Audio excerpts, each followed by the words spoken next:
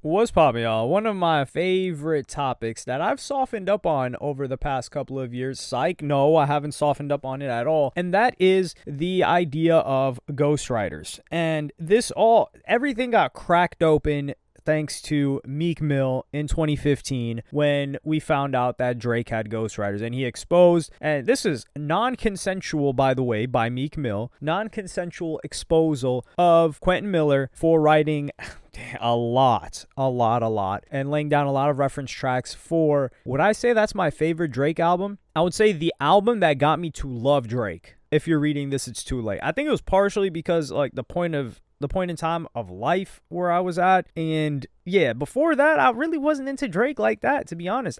In 2013, if you told me, yo, what are you turning on, Meek Mill or Drake? I'm like, get that Drake the hell up off of here. We're listening to Meek. That's what I was on. Now, post 2015, I'm like, turn that Meek Mill off, unless it's championships. Actually, or Meek over Drake. And then it turned into Drake over Meek. I'm not telling people to turn on. I love Meek Mill's music. Even still, just Meek Mill's Twitter presence, I had to, I didn't block him. I'm not going to lie. I'm not going to sit up here and lie. But I do try to limit my diet and intake of Meek Mill's Twitter presence. But after that, a lot of reference tracks started getting leaked. A lot of people started getting exposed, etc. Still no reference tracks by J. Cole for J. Cole, by the way, which I don't even know why I threw that out there. Like, J. Cole is not even top 10 rappers for me when it comes to who I listen to the most. But Akademiks, who is Drake's biggest fan, says, y'all just realizing no artist done lasted 10 years plus writing every single chorus and verse. Whoop-de-doo. Fans gotta get realistic. Every artist who makes hits over 10 plus years have utilized some help at some point. Yes, that includes Kendrick Lamar, Future, and Drake.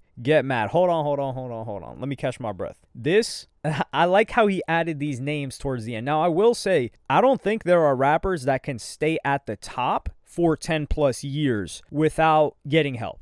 And let's just take a look at some examples, right? Like Kendrick Lamar, when would you guys say he got to the top? Because To Pimp a Butterfly, I would say that was when Kendrick Lamar really hit the peak. Like, he hit the mainstream with, actually, Section 80 was where it really got him on in the rap game. But he hit the mainstream with the thing with the van in front of it, Good Kid, Mad City. I would say he really, really hit it off with To Pimp a Butterfly. And then the peak is now, but the first peak was Humble, Damn, and that was in 2017 or so, 2016, 17. So let's just say 2016. The hits, there were really no hits like that on To Pimp a Butterfly. All right, you could say all right, but all right, the way I look at all right is kind of like a Goosebumps. Goosebumps is the highest certification by Travis Scott and for one of his songs, but Goosebumps was never a smash. Like, it didn't come out top 10. It didn't even chart top 10 until it got like this remix that happened later on. I do want to give the artist his credit. The guy that made that original remix, it was Hume, HVME. So credit to him. That helped it resurface. It was more of like an electronic type of was there electronic techno? I'm not too well versed in that. You guys know what I'm talking about though. So it was like a slow burn. That's what I look at all right. But if we're talking hits, it's been around 10 years for Kendrick Lamar. And the difference with Kendrick Lamar is that he does not drop that frequently. So we're not expecting nor demanding a hit from Kendrick Lamar year over year. He took a 5-year break. So that's a difference right there. Travis Scott, we know he gets help. We already saw who wrote, like Wale wrote all of Apple Pie. Sci-Hi to Prince wrote the Sicko Mode verse for Travis Scott. Like, Travis Scott gets a lot of help, but we look at Travis Scott like a curator, like, yay. And Travis Scott needs to get more credit for curating some great music for a very long time. I think when somebody makes good music for so long, like Travis Scott does, people just start to hate on them for no reason. They're like, yo, you've been too good for too long. We don't like you. And I'm like, yo, chill, man. Like, that's Travis. Like, you could say you don't like Travis for any behavior he's done, sure. But music, nah. So with Drake's been on top for 15 plus years. But people responded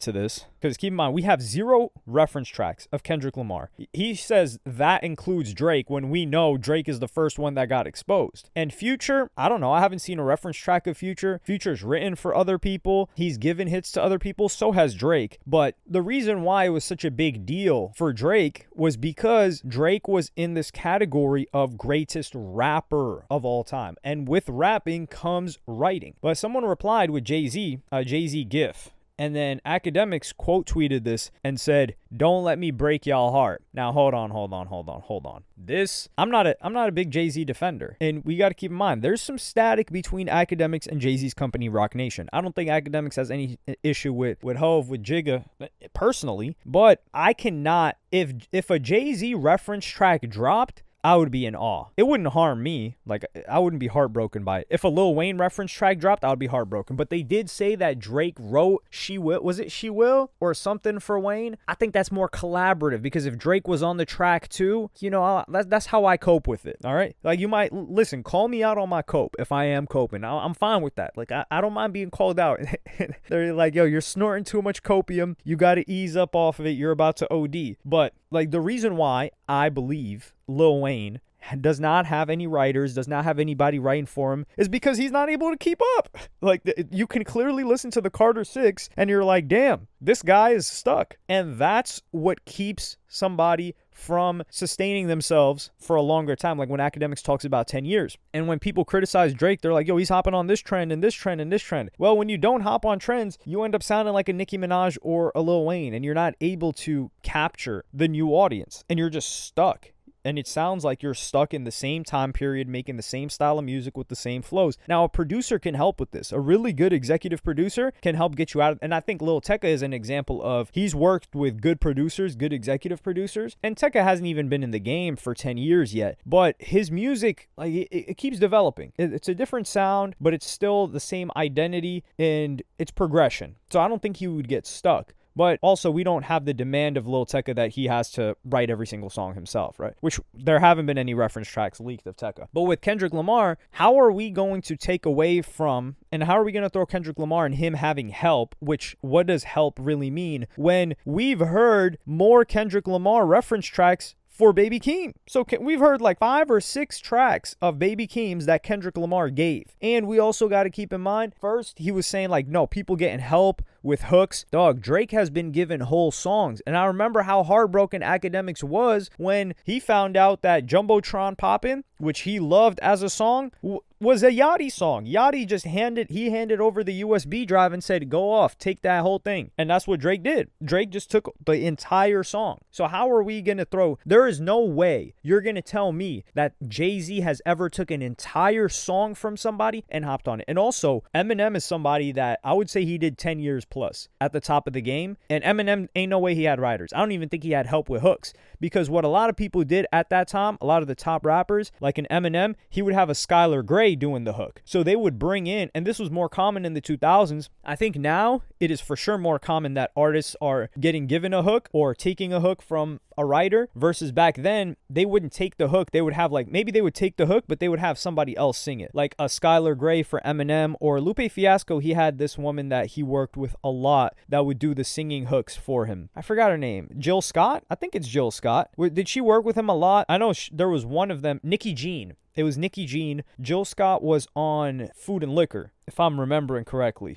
Please do not let me not embarrass myself with my memory here. I'm not going to correct it, but I would be heartbroken. I think it's Nikki Jean, because Nikki Jean was on Drogas as well. Or Drogas Wave. She wasn't on Drill Music in Zion. I would really be embarrassing myself as a Lupe Fiasco supporter of many years. But they would get them to do the hook because it sounded better as well. However, once we started to see a lot more rappers do the hook, I think that's when things may have changed. Regardless, I think this is propaganda for Drake, because you're trying to loop everybody into it. And then somebody says, we don't care about getting help on hooks and bridges. When we start hearing reference tracks with rap verses, no. We care about that too. And then he says, y'all sound like how people sound with the snitching convo. Well, nobody got locked up. Stop it, bruh. You can't limit help to what you think you comfortable with. This is facts. And I completely agree with this. If something comes out of Jay-Z, and even if it's a hook and he's rapping that thing, that's we got to take him out the conversation. That's just is what it is. Now, if we have 100% of people, because there are people, I don't believe Kendrick Lamar, I don't believe Eminem, Tyler the Creator, I'm not too sure about,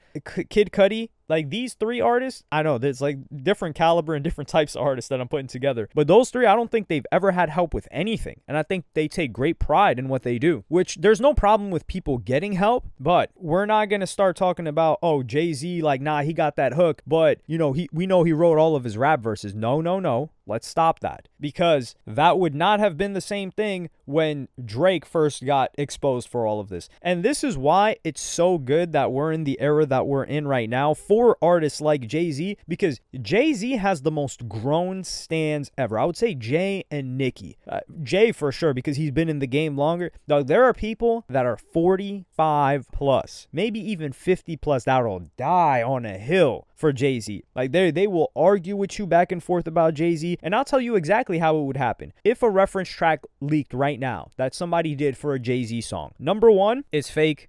This is an AI, as Future would say. They would talk about it being AI, which is the greatest blessing for any artist any rapper that came up in the 90s, 2000s, and hasn't had anything leak. If it leaks right now, oh, it's AI. Especially if your fans are strong, they will defend it and they'll say, nah, that's AI. If somehow it's able to be proved that it's not AI, they will go to the second cope, the Jay-Z fans. They'll be like, nah, man, that's just a hook. Like, yo, Drake got a hook for him. Like, yo, Jay, of course he's gonna have a hook written for him here and there. He's a rapper. We know him for his bars, not his hooks. That would be the second defense that they would hop to. And then they would figure out something for the third. They would just deflect, but they would never say like, damn, Jay, I'm heartbroken by that. Like with the Lil Wayne thing, if I find out, now Lil Wayne, I gave y'all my cope earlier on in this video, but if it happened with Kid Cudi, dog, if it ever surfaces that we had like what was the song? No, not Heart of a Lion. Like just a Man on the Moon song, not from the album, the exact Man on the Moon song itself, or A Pursuit of Happiness, or Maui Wowie is actually charting again, which I'm so happy for Cudi for that. But any of those songs, especially the first couple of albums, and I hear a reference track to that, man, I think I might be holding my chest. I might fall over holding my chest. Like there's just no way. I'd be in absolute disbelief. I'd be heartbroken by it. I wouldn't come to cope about it. I wouldn't say like, nah, you gotta understand. I'd just be in pain, and I'd probably disappear, and I'd probably ignore it, and I probably wouldn't even talk about it. Nah.